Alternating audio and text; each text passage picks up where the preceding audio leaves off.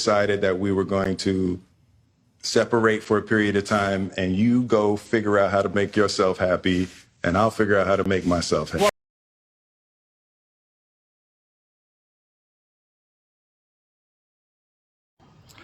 I don't know. I don't know how to explain how much I used to like this guy. I really, really liked him. There was a time when he was not just the most popular actor in the world, he was my favorite actor. There was something that seemed Christian about him. I never knew his background, but I assumed that there was something Christian about him, at least in the early goings. Well, I guess, I don't know. You know that lure of the of fame and fortune, you know, gets everybody, honestly. It's difficult to be a part of that system and not be corrupted by it. I've heard Marcus Rogers talk about something along the lines of, it's not even Marcus Rogers really. The question I generally ask, if you leave a doctor and a tuberculosis patient in a room for long enough, what is the more likely outcome? Will the doctor, will the tuberculosis patients come out cured, or will the doctor come out infected with tuberculosis or some other disease? And the truth is, it's more easy, or should I say, it's easier to get corrupted by evil than to infect evil with good.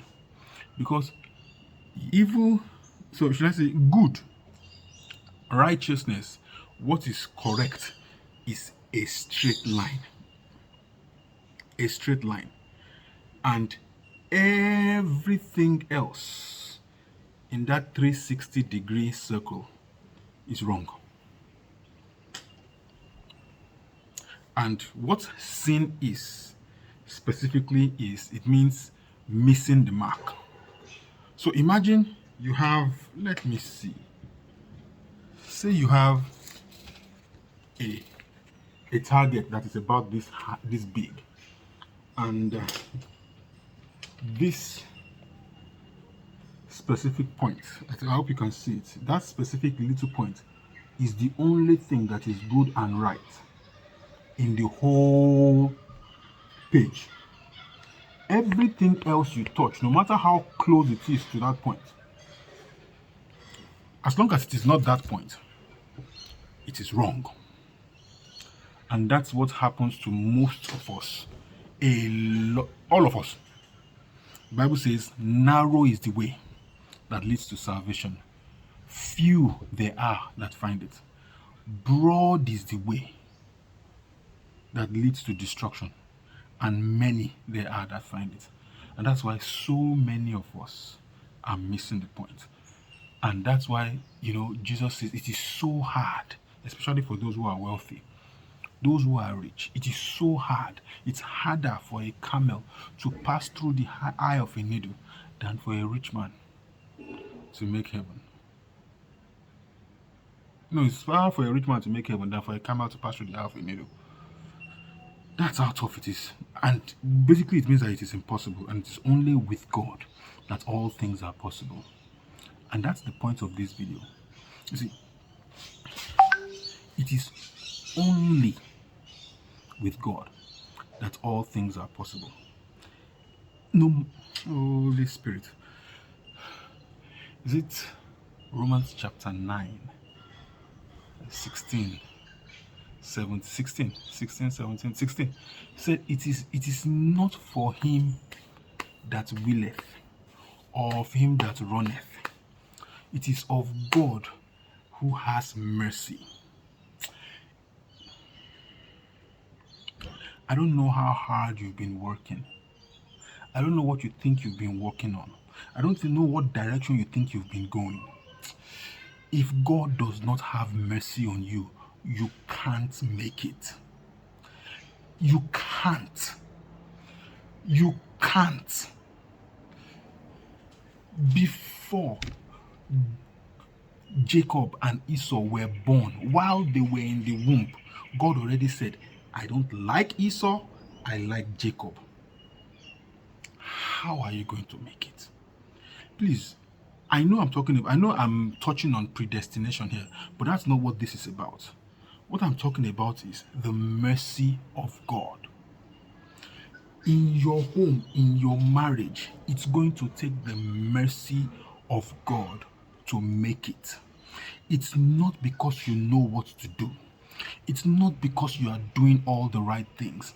It's not because you speak all the right words or you pray and fast 21 days a week. All of that is good. But it means nothing without the mercy of God. That's why those of us who know our God, we cry for mercy. Baba, have mercy on me. Whatever it is you're working on, your business, your career, yes, there is no righteousness in man. There is no goodness in man. There is nothing that warrants or deserves any positive outcome other than the grace and mercy of God. You cannot do good enough. You cannot pray hard enough. You need to cry for mercy. I'm talking about our marriages here. Talking about our husbands and our wives here. You think you know what to do, you think you know how to do it. Yes, you have the Bible and you are reading it. Yes, but there's an added ingredient. There's an added ingredient. It's called mercy. Father, have mercy. The reason why my friends, the reason why my idols, the reason why even I am missing it is because I have taken the mercy of God for granted. I need mercy. The Bible tells us very clearly, God is love. You want to engage in love without love. How can you do that? You want to engage in a marriage without love. How can you do that? The Bible tells us very clearly, it is the cord of 3 strings that is not easily broken. So, you think you are good, you are righteous, and you have that your relationship with God. And you think you're good, you're righteous, and you have that your relationship with God. And then no. It's that cord of 3 strings. Your relationship with God, our relationship with God, and your union in God. That is what love is. Love is not about being happy. It's about fulfilling purpose. Jesus was not feeling happy on the day he was being crucified. He was not feeling it. The night before, he was saying, Baba, if it is possible, don't make me have to go through this pain. That is what love is. He said he commended his love toward us in that while we were yet sinners, Christ died for us. You go into your marriage thinking that it's supposed to be a bed of roses. It's supposed to be making you happy all the time. No, it's about joy. The joy of the Lord is your strength. He said in your presence, there is fullness of joy. It is in the presence of God, in the place of God, that you find joy. It is not in marriage. And by the way, happiness is a fleeting thing. It comes and it goes. It's a feeling, and feelings don't live forever. That's why your decisions cannot be based on how you feel. Your husband cannot make you happy. Your wife cannot make you happy. Only God can give you joy. I did not say happiness. Trust me, of course it can give you happiness, but it's about joy. When you find your purpose in Him, when you understand that my life is supposed to please Him and not myself, then I will understand that my wife, loving her, is going to require the grace of God. Oh, I have been hurt before. I can tell you stories. I have been hurt before, broken beyond words. And honestly speaking, I don't regret it. It hurts beyond words. It hurts beyond words. Oh my goodness, it hurt beyond words. And it was the best thing that ever happened to me. How do I say this? I can't recommend it, but it's the best thing that happened to me. You have to go on your own journey, but it's the best thing that happened to me. How to love your wife, how to love your husband, how to keep your marriage, only the grace and mercy of God. Keeping your eye fixated on Him. You cannot do it without Him.